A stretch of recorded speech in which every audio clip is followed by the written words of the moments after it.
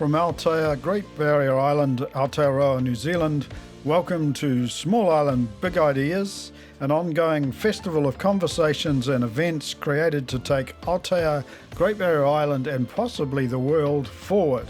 I'm Tim Higham. And I'm Sandy Burgham, and together with our friend Bree Biederman, we are the Small Island Big Ideas team. It's 2024, and Small Island Big Ideas is going global. Thanks to input from many of those in our own community, we've scoured the globe to find other small islands, similar in size to our own, who've had a big idea that has led to some sort of radical reinvention. We're interested in how other small islands are facing the future. How have they acted on a big idea that's transformed their island community in a positive way? We'll be sharing those conversations and learnings on this podcast over the next few months, one small island at a time. So let's get started. Right, we're off. We're fishing for big ideas on other islands. We're off to Samsø off the coast of Denmark. Population 3,724, land area 114 square kilometres. It's located in Denmark's Kattegat Sea.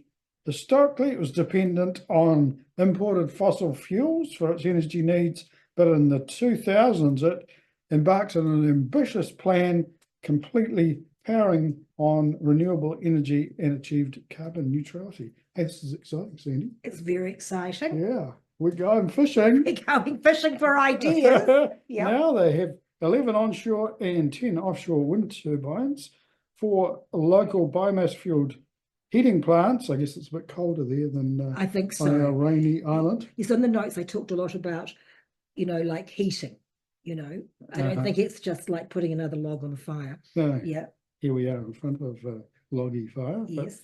yeah, and they've got an EV network. We've got a few electric cars. Not as many as I've got, clearly. Yeah, and this is exciting. It shares its knowledge with communities around the world. I think they have 3,000 visitors. Yeah, it's Hey, amazing. We can learn from this. But also our visitor himself, the person we're interviewing today, he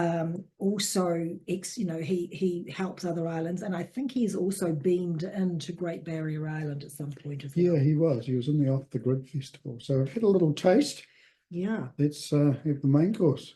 Søren, thank you for being with us. You're the director of the Energy Academy. Before I forget, I have got to say hello from Lottie Kestel, who you know, whose mother lives on one of my neighbours, who's just about, 20 metres away. Okay. I think Yeah, she used to live here on my island, so that's interesting. That's right. And her mother still lives there. She does, yes. Yeah, I knew there was a connection. So when you say my island, is that a smaller island in a group of islands, or you're talking about one island? I mean, there's I don't know how many islands we have in Denmark, but there's 27 small islands which are not municipalities, and then there's 8, 9 bigger islands that are independent islands. No, they are their own municipalities or own local governments, and Samsø, my island, is one of them. We are merely 4,000 people living here on Samsø. We are dead center in Denmark, in the middle of Kattegat, which is a sea that connects the North Sea with the Baltic Sea. Yeah, our understanding of Samsø Island is, in comparison to our island, we are about double the distance. We're 54 nautical miles to the mainland, to Auckland, our largest city in New Zealand. You have more than double the population. We're larger in land mass, about just over a double, but there are some similarities. Probably the biggest difference is that before you went on your journey into being a renewable energy island, you are still, and you were and you still are, connected to mains power. Yeah, we have a landline. We are connected via cable to the mainland. We are netto exporting about 80,000 megawatt hours to the mainland every year from our we produce much more than we consume ourselves. Wow. I think it'd be really interesting if we just start, if you could tell the story to our listeners on how Samsø went from a small community with an aging population and limited job prospects to what we understand to be a thriving community, and also really a leader and an influencer globally in terms of renewable energy. And really for a small island, in some ways, a pioneer. So we'd love to know if you could just paint the story of the transformation, really, the big idea that and the journey you went on.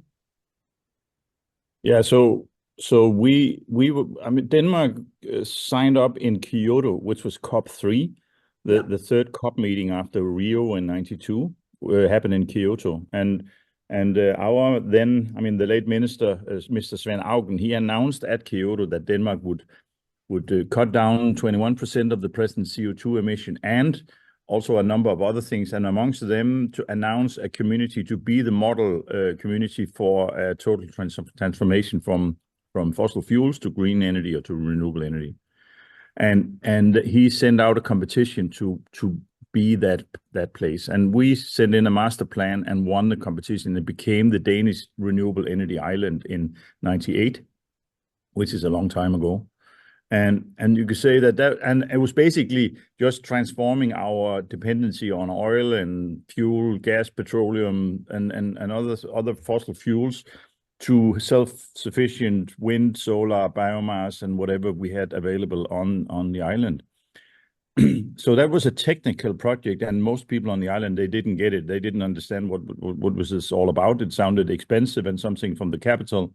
And I don't know how you feel in Barrier Island, but when we hear things from the government or capital, people are usually suspicious about what can this lead to. I mean, this is feeling a healthy tension, let's say. Yes. But that's the same all over the world. I mean, decentralized local places feel that we are a little bit left out from central administration. They don't understand what's happening in our places.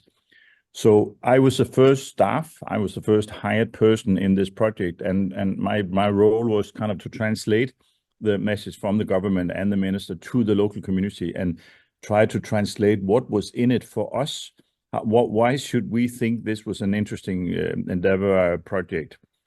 And on our side, Samsø was then facing a depopulation. Young people left because they had to go to university or get an education or get a job, just plainly get a job. And we could see this was a dead end. I mean, in a few years, the island was kind of, it wouldn't die, but it would change its culture and social relations from a lively local community based on farming and fishing. We were now mostly tourist and what do you call it, temporary, or what do you call it, seasonal occupation. And we had a big slaughterhouse with about 100 people employed. And it was kind of the Slaughterhouse Association, they threatened several times that they would close it because they'd had a bigger slaughterhouse somewhere else. And they could easily bring the pigs on board the boat and transport them to the mainland and butcher them there. And they did that in '99 and sent 100 people off work. So that made my job much easier, because then we started talking about what makes us live here. I mean, how can we provide new jobs? How can we attract people who want to live here? How can we have young people, family with kids, so we can maintain a good school and a kindergarten and all the things that kind of makes us as society lively and strong? And I tried to translate the energy island idea, the vision about the transformation from oil to green energy, the answer to these questions. So very soon we realized that we should set up a why. Should we do this before? How are we going to do it? So the why was our big question. And this was kind of the invitation to the local citizens to participate in the discussion about how, what is in it for us? How can we, how can we see this as an opportunity more than kind of a threat to the existing? Because everything from outside is kind of a threat until we realize what it is, and we can see it in a context that we can control. So it was about winning it over to people's hearts and minds and start thinking about what can it do to us. And in the transformation, I mean, what we looked at was we imported everything then.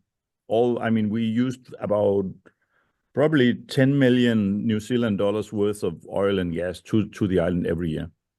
And so that's a lot of economy that goes straight into consumption, and we just burn the oil and the gas, and we don't get much out of it. So that was a cost that kind of took away profit and income from people and money that could be spent otherwise.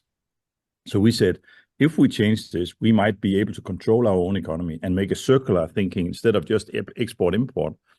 And we built 11 onshore wind turbines pretty quickly after. I mean, because wind power is and was then a very Danish thing. We have some of the biggest wind industry in Denmark, and of course we had a long tradition of that. We already had some smaller wind turbines, so the talk was quite easy to say, let's extend and make them bigger, so we can be self-sufficient. So we built 11 megawatt, 11 very large wind turbines, and we sold them partly to people in a cooperative ownership model where people could. I invited people to co-invest in it, so they felt the ownership physically also, real ownership. A lot of farmers wanted to have them on their field, so it was easy to find spots and places where we could have these turbines. Of course, we then also had a lot of discussion about where to put them. Are the bird endangered? What about noise? What about visual impact? And all these sort of things. But ownership makes a lot of difference there. I mean, if people feel ownership, then they don't look that bad. I mean, they look much better than if you don't own them. And they don't make so much noise. I mean, the noise sounds like money in your pocket more than that somebody is gaining profit and income from a wind turbine that you are looking at, but you don't have any part of it. So all these things kind of helped to convince people ownership, the feeling of commitment and the reason why and the what's in it for me was then grown. On top of that, we started looking at heat. I mean, Samsø is a pretty cold place in the wintertime, not like Norway or freezing, but it's below zero frost, and we need a lot of space heating. So people used to have oil boilers in the houses, individual heating systems in every house. And people used so much oil per year for these oil boilers, and they didn't think much about it, except that oil prices was going up all the time.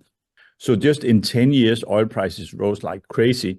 And we predicted not that high oil prices, but higher oil prices. And on the basis of that, we calculated how much people could save if they cut their oil dependency and connected to district heating. I don't know if you're familiar with district heating, but that's kind of a central boiler where we use a local resource, and here we use straw from wheat production and barley and farming, and they bale the straw. We dry the straw in the field, and then we bale it and put it in storage, and then we burn it in a very big central boiler.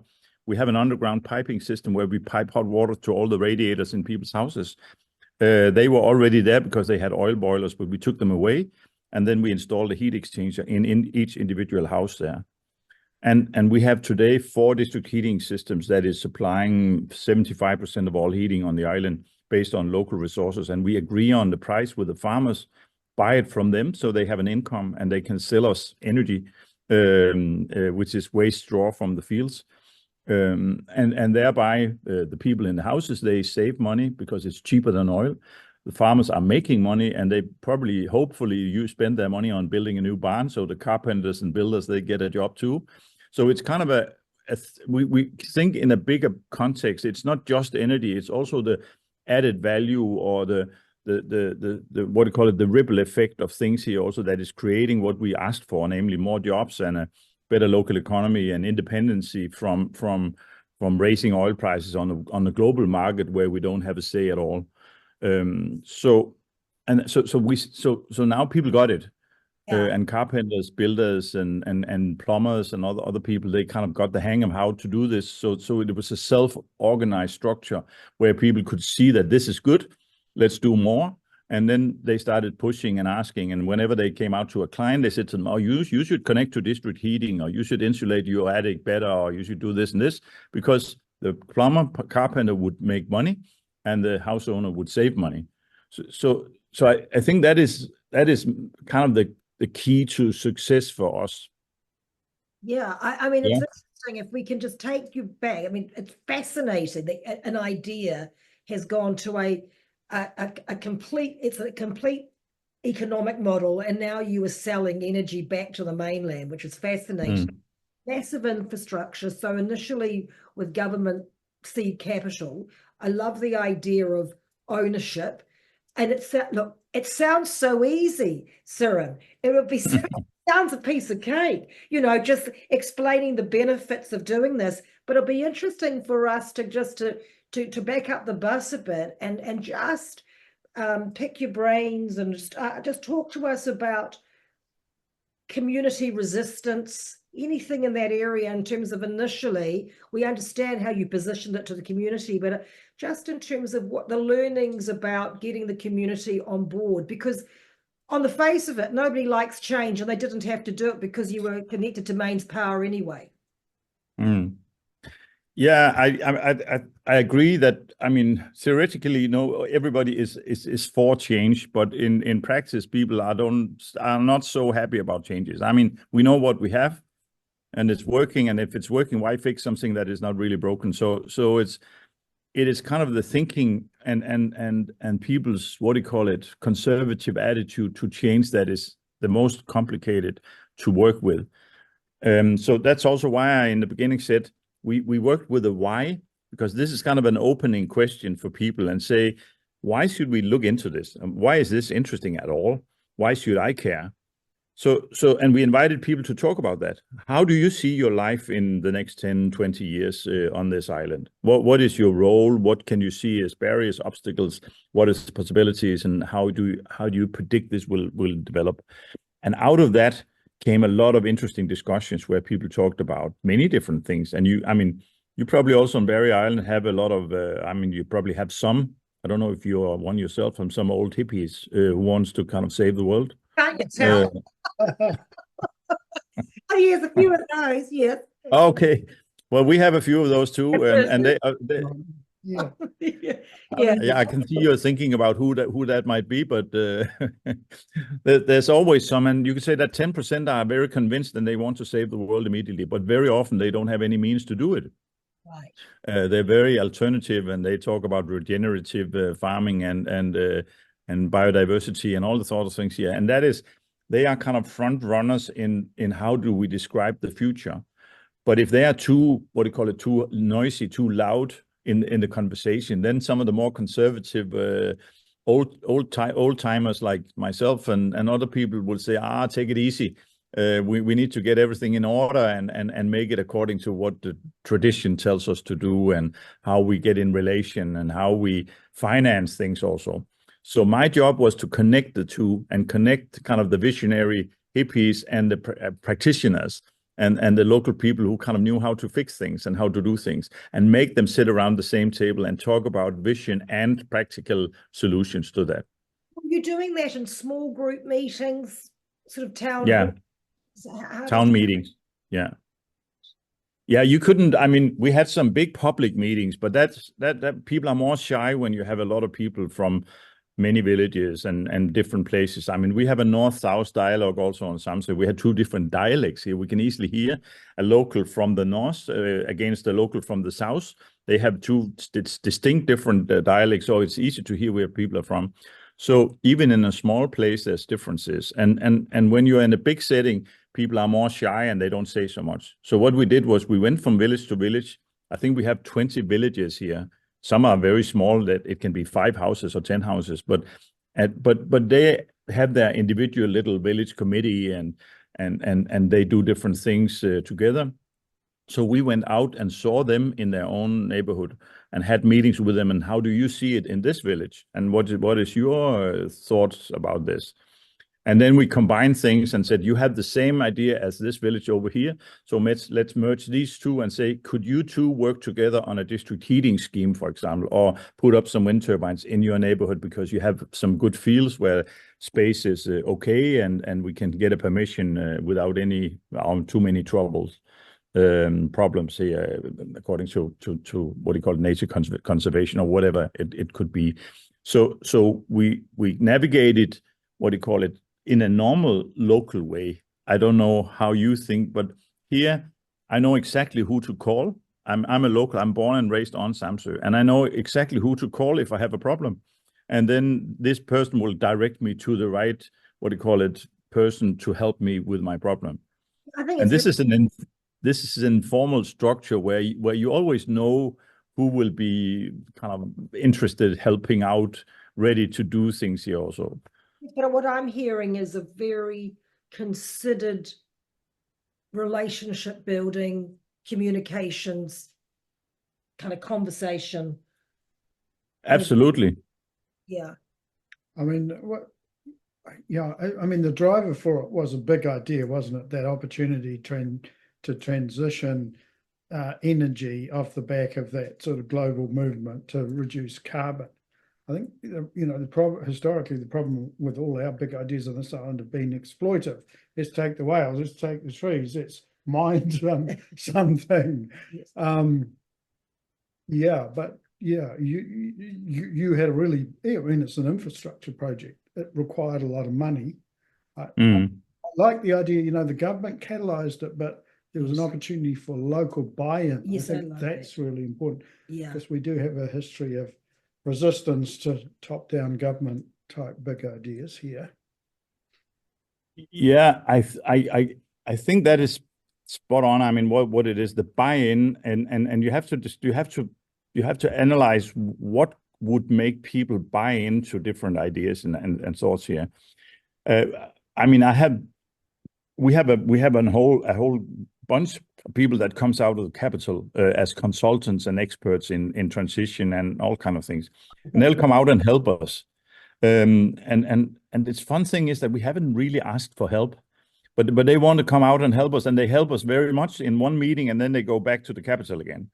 And they've helped us a lot during a day, and we had a beautiful meeting with a lot of post-it notes and a lot of, I mean, we are writing things and putting them on the wall, and we do all kind of brain. It's really fantastic, and we feel that now we are moving and now we're doing things, and then they move back again. These guys, because they don't live in my community, they live in Copenhagen or in Auckland or wherever they live, and then they go back again, and we are left alone and with the same problems as we had when they arrived. These guys. So sometimes I say to these experts from the mainland who will come and help us in our sorry little places, that they should either marry someone local and establish themselves and buy a house and share responsibility with us and use their expertise here instead of just come and share their brain. We also need their hands and their fertility and whatever. So we're getting, I mean, commitment is about connection.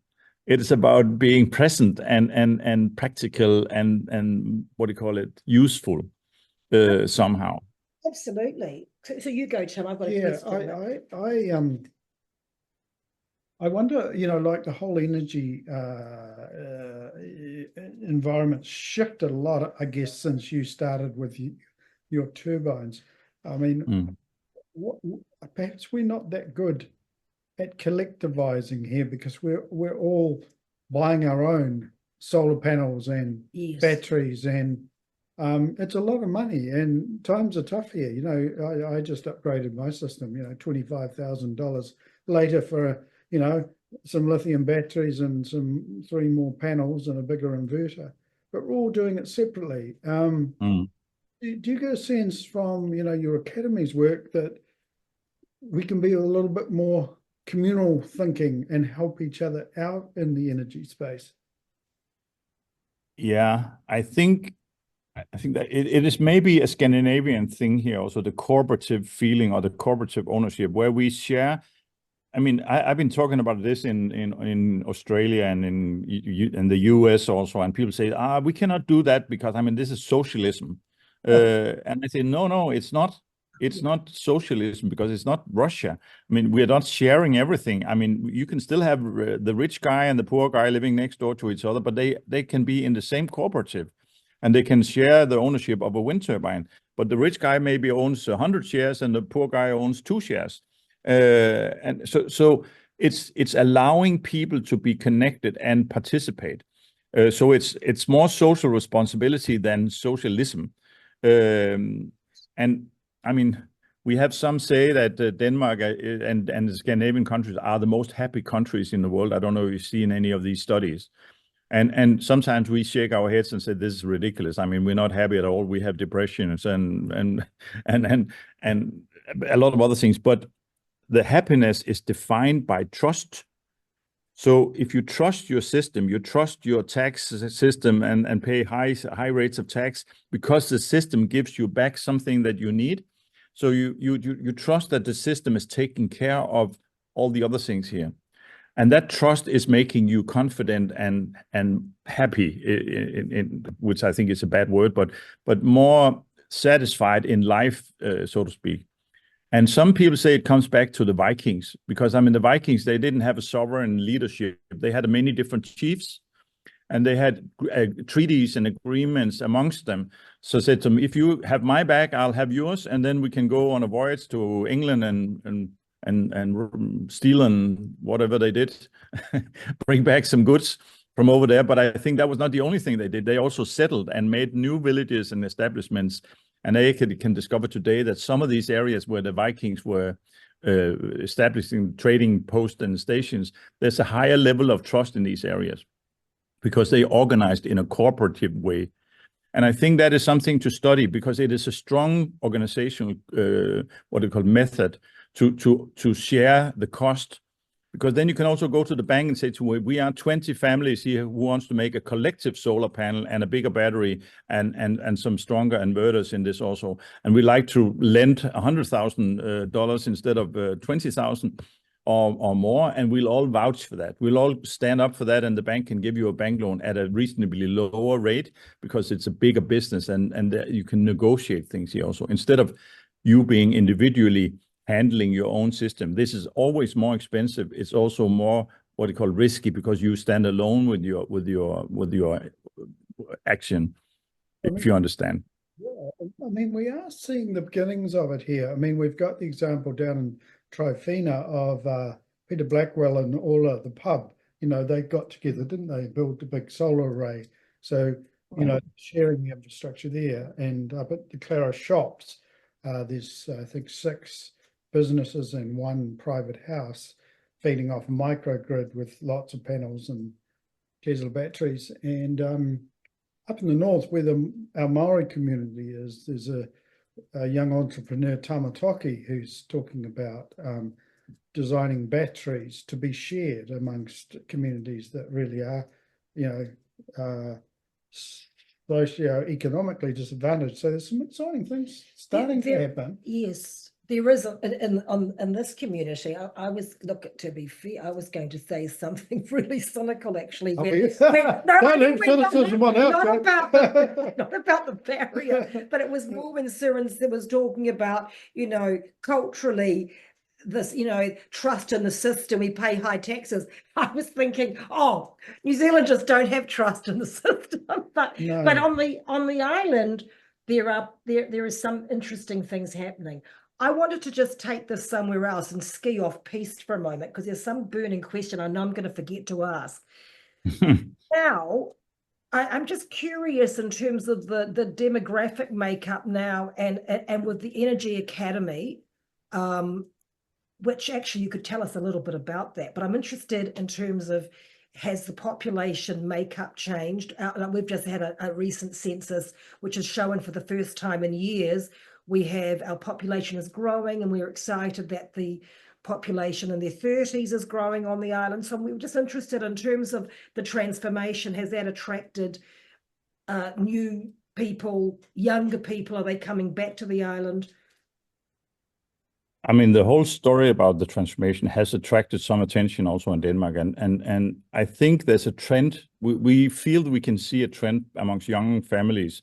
I mean, I left when I was 16. I left the island, and I looked forward to that. I thought it was like that was an interesting thing to happen. I mean, to go out and see some more things in the world. And I think that was very healthy for me. And I came back when I was 20, I don't know, 26 or something like 27 maybe. And the trend today is that more and more younger families, when they have kids, their first kids, they actually think we should move out of the city and find a place of our own where the sky is more blue and grass is greener and we can produce our own vegetables in the garden and stuff like that. It's not a big trend, but it is a trend. And we see a lot of younger families moving to Samsø from the capital, which is good.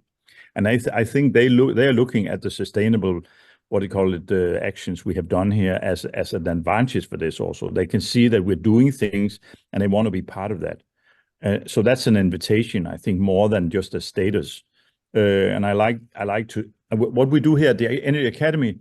I mean, I'm sitting in the academy. I don't know. There's not a lot of people on holiday, and we have 10 staff in the house, and they are all from outside.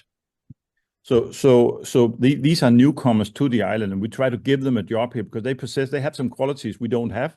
They are very educated. And we try to invite them and pay them a salary so they can stay here and involve them in the process. And it's about being invited and involved quickly. Otherwise, they'll move away again. I mean, if they don't feel welcome, they'll go back to the city. And because that's where their family and their network is. So we need to give them a network or a possible build up of a new network and a relation. So that's what the Energy Academy also can do, because these jobs were not here before we became the Energy Island. I mean, that's great. I mean, there is a little bit of that here. My kids are in their 20s, and there's enough sort of environmental work on the island to hold young people now, and mix that up with tradies that are here with their families building the holiday homes. It's actually a fun place for young people at the moment. The challenge is to have a few of those things that Soren's got and just keep it. Absolutely. So just briefly, so the Energy Academy is when you say academy, is it a learning institution? Is it an advisory institution? What is it in essence? We do everything. I mean, the academy is not a protected title. This is a collection of knowledge. Right. An academy can be, you can also have a whiskey academy, which is a collection of whiskey. So we are not a university, or we don't give grades or exams or something like that. We do support, we do make courses and training and capacity building and stuff like that, but it's all tailor-made for special occasions. If we have a project, we send out for expertise that'll come over here and help us train and educate the people, or we do training for the European Union. We have 3,000-4,000 visitors from all over the world coming here. We had 20 young Americans yesterday from mostly in the East Coast, New York area. And we have schools, we have what do you call it, business groups coming here. So yeah, we do training, and we are experts in what we have done here, but it's more like community experts. We are not like certified something. We basically share what we learned. I mean, I'd really like the idea of, this island like yours being a place of learning, because we probably have to pull together strands. I mean, one example is, our landfill filled up, so we had to reinvent the way we recycle and so there's a thriving social enterprise now around that mission, and lots of learnings. I mean, people love coming to the hospice shop on the island because we do such a good job of curating secondhand stuff. So, I perceive lots of learnings possibly on this island that could be packaged up as to celebrate what's special and what. Yeah, no, definitely. There was in the notes when we were reading, doing our research, there were a couple of ideas that we really liked, and one of them, it was a simple idea, was the community freezer, right? Which I'm not sure if you're still doing that, but if you could tell us a little bit about that, because it seemed like something that we could easily do here, right? So tell us about that little idea. Yeah, but that's an old thing also in the corporate. Every village in the old days had a community freezer. I mean, the old days, you had ice. You had ice banks, and then you had an ice factory, and you could buy blocks of ice and get it out and put it in the bottom of your cupboard where you had your dairies, or I mean your products that needed cooling. And then you invented the compressor and the cooler, and people started installing these ones, but not for houses. You couldn't have your own system here, so they built freezer houses. Collectively owned by all the villagers, and they had then a share of that, and which meant that they had a box in that house. Yes. So there could be 20 or 40 or 50 houses that shared the freezer house, and everybody had a little compartment in that freezer house. And every year they had like a yearly get together where they cleaned the freezer house, and they had to kind of collectively help out and do, because they were all responsible for this housing. And that worked perfectly until you could buy a cheap freezer in what do you call it, in the grocery store, and have your own at home. So today everybody has their own freezer.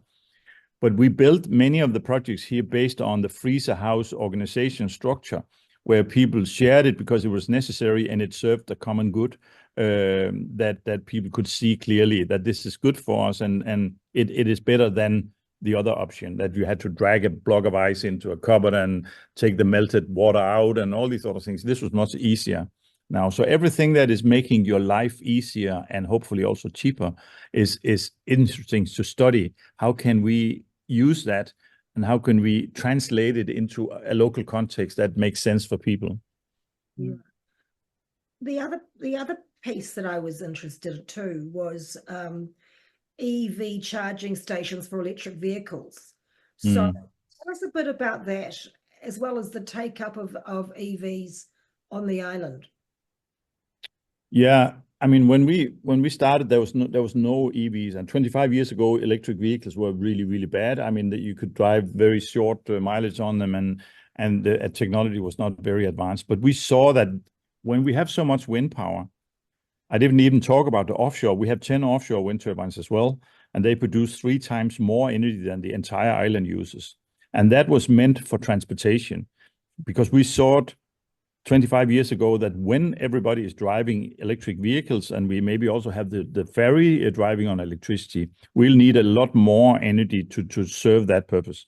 So we built 10 offshore turbines, and we exported and sold most of the energy from there to the power stations, which then they would then reduce their coal, and we could see that the CO2 or the carbon emission would be reduced simultaneously with our production. So that was good for the environment. But at the end of the day, it was meant to cover transportation. Today, we have the most electric vehicles in any municipality in Denmark. And I think we have 45 charging points on the island. So everybody who drives around will always have access to a charging point somewhere. And it's charging directly from the system, which is mainly wind power.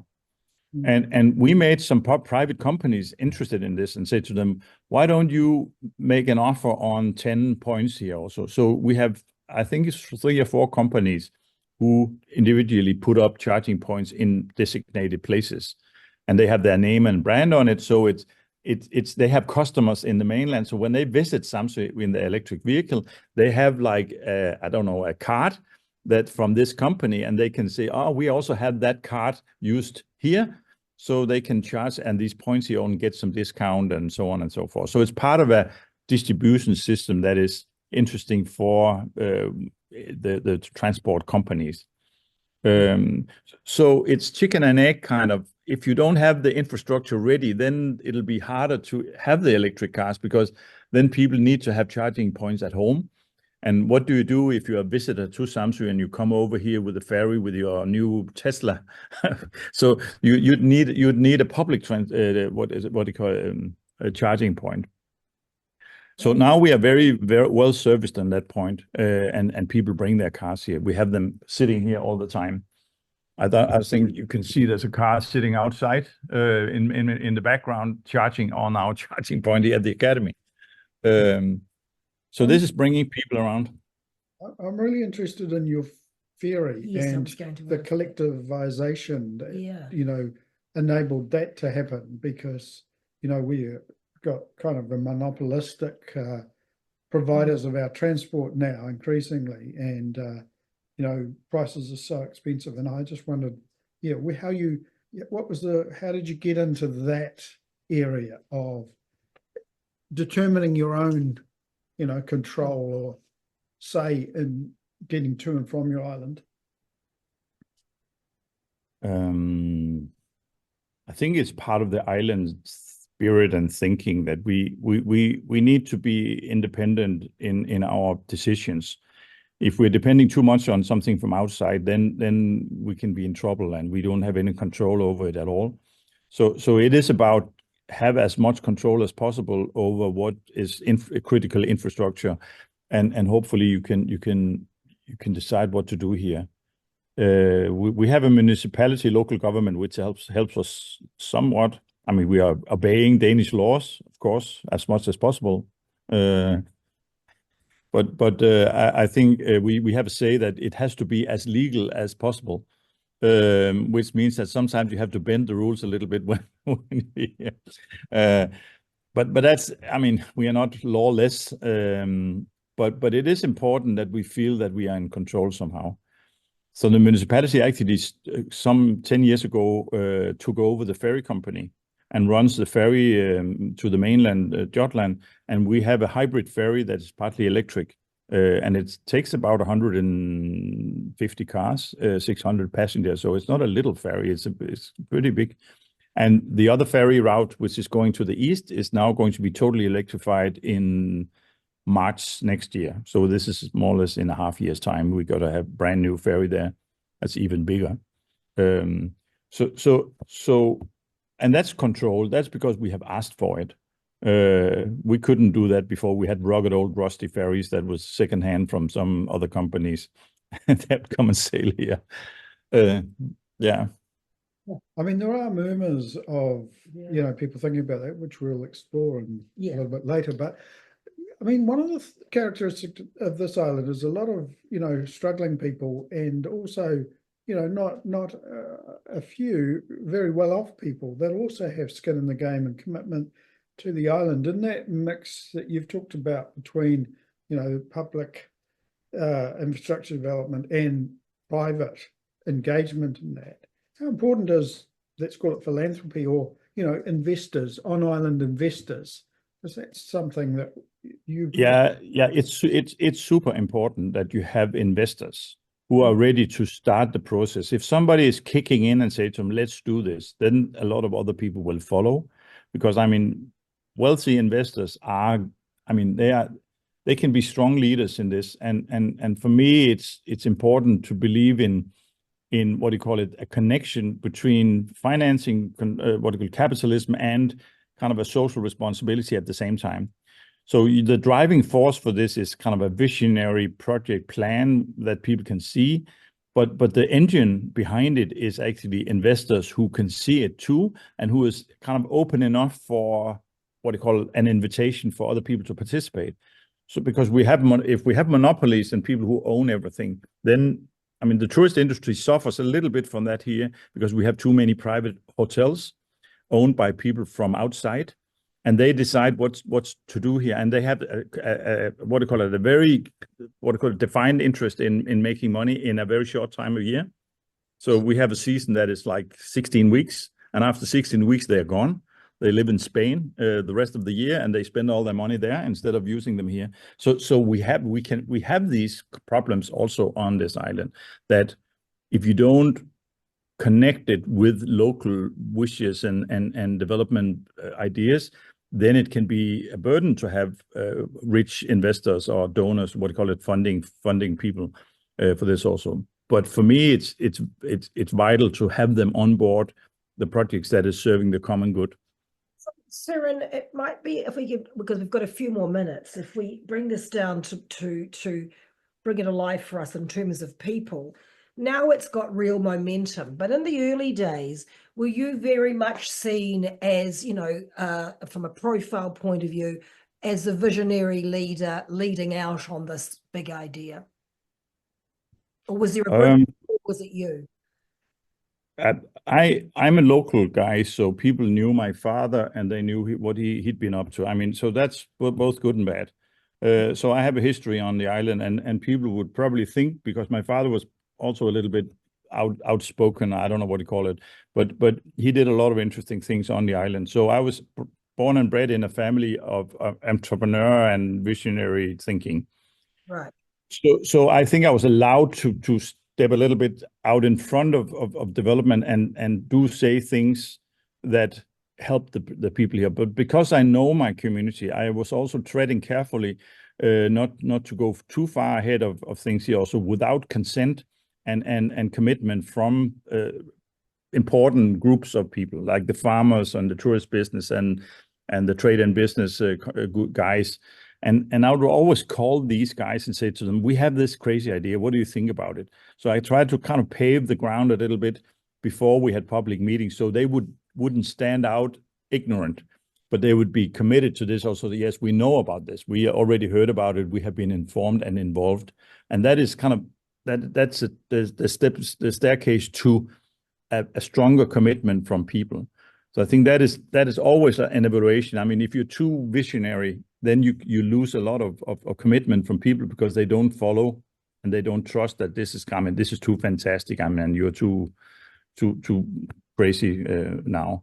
Yeah, can I ask you, how did you navigate any hostility or opposition? I dragged them behind the barn and beat them up. It's what we usually do too. Keep serving it up straight, you know. But, Positive. Presumably there was some pushback that you just navigated. No, but that is. I mean, it wouldn't be natural if there was not any negative responses to things here also. And that is again what we talked about earlier, that the conservative skepticism towards change and too fast change or too visionary and expensive change, where people will say to them, this is not good. I mean, we are risking our future if we do this. So this is like you're massaging, you're trying to kind of talk your way through this and find out what is your thoughts about it? Why are you afraid of it? And find out what is the next step towards kind of a better understanding of the concept, of the idea, and the what's in it for me. And then carefully you can do it. I have people here who kind of virtually hate me because I think I'm too smart and too kind of outspoken and too much of I'm a well-known figure. I've been posted on the front page of Time magazine and all kind of things here also. So I'm a famous person, but I mean, not here. Yeah, I'm just one of these locals, and every time I stick my nose out too far, people kind of say, yeah, take it easy, man. I mean, we know you. And that's what this is about, isn't it? I mean, that's what Small Island is Bigger about. It's just building social cohesion and, sharing ideas and tossing things around in a safe space outside of the democratic process. That's right. We'll talk about politics in a moment. We've got just one more question. And are you seeing through this? I mean, it's such an exciting, big transformation. Have you seen like a new generation of leaders emerge from the community? Yeah, but in other ways, actually, we are launching a new project now in September, where we have together with a university, Copenhagen University, will help us in doing the baseline study about land use. Because now we have built all the energy infrastructure, and we have been talking a lot about kilowatt hours and energy independency and all these sort of things. But at the same time, we have seen a bigger and bigger problem in the emission from farming, from our use of resources, and from deforestation. I mean, we cut down too much forest and we don't kind of replant. And there's a lot of different things in this when we're talking about climate. So we've gone from energy to climate. And climate is much more abstract in how we approach this. And I see a new generation that is much more concerned about what kind of food do you eat, how do you produce it, how do you live a more plant-based life. I mean, for an old carnivore like me, it's really bad news. But it is the younger generation have a lot of attention on these issues here. And I think they will be leading in that direction more than just producing you out of the problem, but reducing and changing your habits and your lifestyle is going to be the next big endeavor. And they'll have a lot of resistance, and a lot of people say that, yeah, I mean, you can do that, but I need my glass of wine and my beef and steak and stuff like that. So I see them in the horizon, but they are not as kind of defined as they were in the youth. They go to and from the problem very often, and leadership is more diverse, which I also think is good. But it's I need to see it in a more clear way. Yeah, I'm going to because we're almost out of time. We are, So but it's been I just think it's been fascinating. There's so many strands in what you've said. I think we'll keep revisiting them. We're visiting another island, Lord Howe Island, tomorrow, and on we go. And getting it right. You know, the collectivization things you've talked about. You know, involving public and private. Being local, building the trust. So many things. So many things. We will keep visiting. So Sam, thank you so much. We've got a present that is winging its way to you. I'm going to show you a prototype of it. It is Island Gin. I'm not sure if you're a gin drinker, but we're going to be sending this to you. I think it's probably somewhere across the Pacific, and a t-shirt. This is special gin. It's won a lot of international awards. It's distilled here on the island with island ingredients, recyclable glass. We're very proud of it. It's brilliant. Distilled off grid. So hopefully you'll enjoy that. We'll send some cocktail recipes, but somehow this is going to get to you over the next few weeks. Perfect. Thank you again. It's been so fascinating. There's a lot to digest. Really appreciate your time. You're welcome. And keep doing the great work you're doing. Yeah, I need to come visit you. I mean, I lived in New Zealand 1 year, many years ago when I was young. I lived in Napier and Motueka, and I loved it. New Zealand is beautiful. Lots of hippies down there. Come to Barrier. Okay, well, neat to meet you, and we'll see you again, hopefully. Lots of love. All right. Take care out there. See you. Bye. Yep. Bye. So we've given that the overnight test.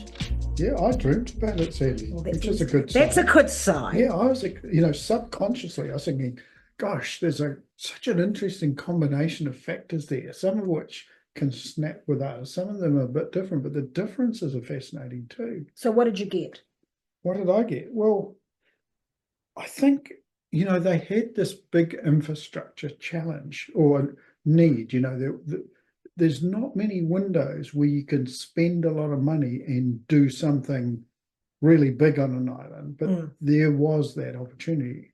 They created 50 jobs out of building those wind turbines. And I was trying to think what could be similar on this island that's not mining or whaling or logging, And in a way, conservation has almost done it with the Tumatonga project because there was that money available and 30 jobs were created. So, and that was a government thing, a government vision, Predator-Free 2050, but being carbon neutral. And the community organised itself and Mana Whenua stepped up to lead. And, that money was turned good on the island. Yeah. So, but that wasn't quite at the scale of that island, but it's a little signal of what we may be able to do. Yes, I felt that clearly the infrastructure felt, for me, just too big for us to even consider. Yeah. But what I picked up was, I picked up the way that the visionary leadership and the fact that the pushback was just part of the journey. He just saw that any community pushback was just part of being in a community. So he really focused on smaller meetings and conversations and korero, and he called them in villages, which I thought was interesting.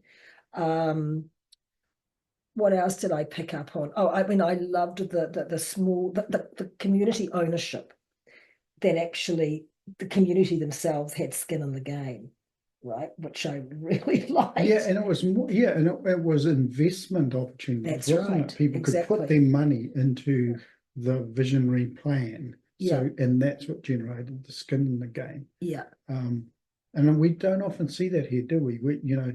Investors, what's investable here except building a house on a bit of land. I mean, Yeah.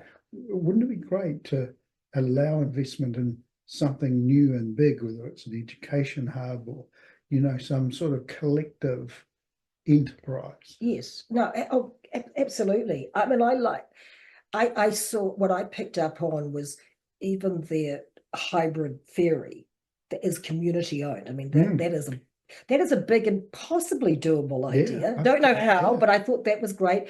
I'm a sucker for community freezers, only because Luke shoots so many rabbits and pigs, right? And we're like, what's he going to do with them? Right. And trust me, our freezer is full. So I thought there was something about that. I mean, I don't know how you do it, right? But and from a food sustainability point of view, and I know there's a food resilience project, there was something about community freezers I really liked. And we do have a snap that we have a community garden, we have a community pantry, we're going to have a community nursery next to the off-grid brewery. Yep. So yeah. No, I thought there were strands, really. I thought there were strands. I thought I love you picked up on it too, the idea of a learning hub, the academy, which is generous, and it has a generosity of spirit in terms of sharing knowledge and attracts people to the island. I thought that was interesting. There's a lot actually in there. I think if we pull the strands together, we are doing some amazing things here. We can do more, and we can share those learnings. People can come here to learn in the way that they were doing it there. Hey, Sandy, you got twitchy when they started talking about Vikings. What was going on there? I wasn't twitchy. I was a little jealous. I know.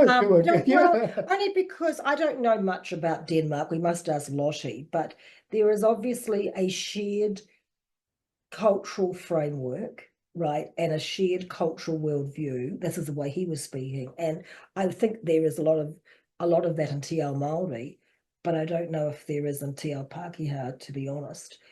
Sorry, but I don't want to be divisive or polarized here. It's my pet hate, but I felt that I thought that was quite inspiring. That actually collectivism was part of this is what I heard was part of a Danish cultural mindset and worldview. I'm not sure if it is in contemporary Aotearoa. No, it certainly isn't, is it? I was just putting around there. Yeah. Well, in towns we build fences around sections, don't talk to our neighbours, but that's not the Te Ao Māori way. No. And so we can draw on something cultural. I thought you liked the hats with the horns. That's yes, I was. I know. I didn't even hear that. I was a little. I was distracted when he was saying, it's great to have high tax rates because we were all happy with that. Because I'm thinking to myself, that'll never happen in New Zealand. But anyway, lots of learnings. I thought. Yeah, good start. Yep. Well done. Absolutely. Small Island Big Ideas wish to thank our sponsor, Island Gin. Probably the world's most sustainable gin company, distilled with Manuka bush honey and bottled in recycled glass, right here off-grid on Aotea Great Barrier Island. And thanks to our partner in crime, Bree Biederman, researcher Emma Ricketts, Aotea FM, Luke Nola and friends, and the local board of Aotea Great Barrier Island's Auckland Council, and the Festival of Adult Learning. Is there anybody else we need to thank? Probably half the island, Sandy, but... and Georgie, let's give a shout out my to daughter Georgie. The crew at Aotea FM, Linda Rowe and Renee Freeland. Oh, and everybody from the island who's given us the great ideas too. Yeah, that's right. They keep coming, don't they? Absolutely.